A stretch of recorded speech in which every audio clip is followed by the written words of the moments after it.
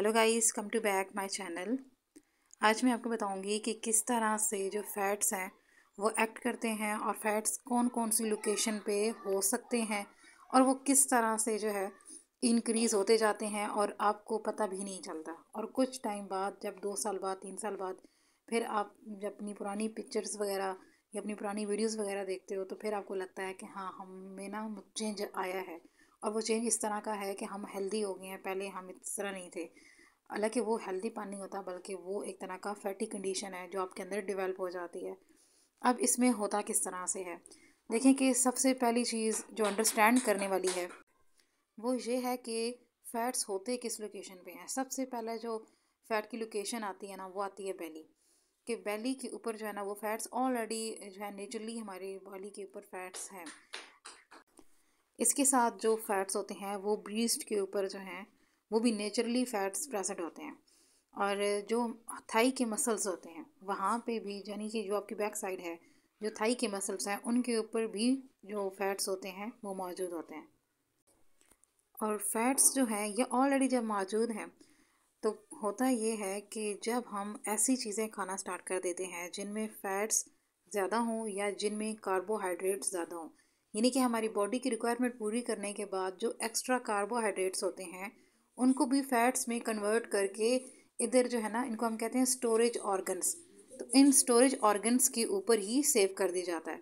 और मतलब इनमें चीज़ें जो है सबसे ज़्यादा कार्बोहाइड्रेट वाली जो चीज़ें आती हैं ना हमारे पास, वो आते हैं चावल, यानी कि जो आप राइस वगैरह खा रहे हो, चाहे वो किसी भी फॉर्म के अंदर है, चाहे वो आप बिरयानी में खा रहे हो, पुलाव में खा रहे हो, बॉयल करके खा रहे हो, जैसे भी हैं, राइस जो है उनके अंदर कार्बोहाइड्रेट हैं। ये आपको समझने की ज़रूरत है।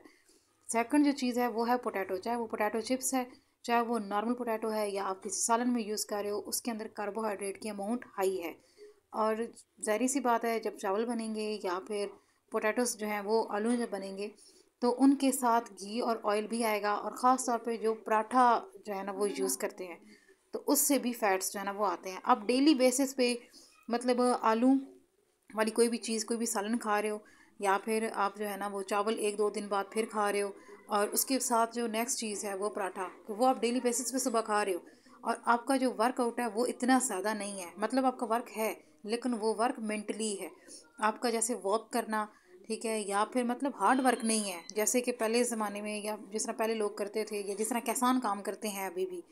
तो उनके ऊपर ये फैटी और ये चीज़ें कुछ नहीं होती, क्योंकि उनका जो हार्ड वर्क है वो फिज़िकल है। क्योंकि वो जो इतना खाते हैं वो सारा का सारा उनका जो है वो डाइजेस्ट होके उनकी एनर्जी में कन्वर्ट होके वो यूज़ हो जाता है। लेकिन यहाँ पे आपका वो चीज़ यूज़ नहीं हो रही, वो वहीं पे जो है ना वो कलेक्ट हो रही है, इकट्ठी हो रही है। तो इस तरह से बॉडी जो है ना वो फूलना शुरू हो जाती है और हम कहते हैं कि हम हेल्दी हो गए, मोटे हो गए। ये इतना आहिस्ता आहिस्ता होता है ना, बड़ा स्लो प्रोसेस है कि इंसान को खुद पता ही नहीं चलता कि ये हुआ क्या है। तो अगर आप चाहते हो कि आप जो है ना दोबारा अपनी नॉर्मल कंडीशन में आओ, तो आपको सबसे पहले खाली पेट, ठीक है, यानी कि बगैर कुछ खाए पिए आपको वॉक करनी है। कुछ लोग ऐसा करते हैं कि खा पी के फिर वॉक करना स्टार्ट करते हैं। तो जो खाना खाने के बाद वॉक होती है वो सिर्फ इसलिए होती है कि आप जो है ना 10 to 15 मिनट वॉक कर लें, ठीक है। और उससे क्या होगा कि फूड जो है वो थोड़ी सी नीचे हो जाएगी, थोड़ी डाइजेस्ट हो जाएगी, और आपको हार्ट बर्न नहीं होगा, ठीक है। अगर खाना खा के फ़ौरन लेट जाएंगे तो हार्ट बर्निंग जो है ना वो आपके लिए स्टार्ट हो जाएगी।